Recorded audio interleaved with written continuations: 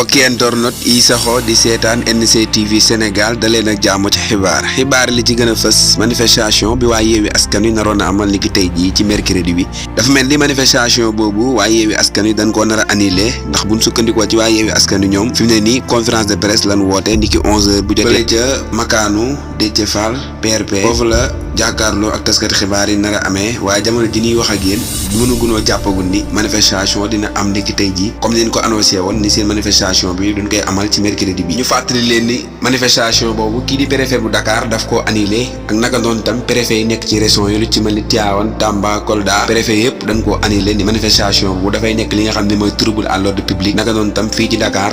préfet bu Dakar bi dafa gàntal manifestation bu ndax nee na mënta nekk ñoo ngi xaar nag réaction waa Yewwi Askan Wi ñoom lan la ñuy wax ni ki ci kanam tuuti rek bu 11h jotee dinañ xam ba xam ñoom seen manifestation boobu dañ koy amal wala dañ koy bàyyi ba beneen yoon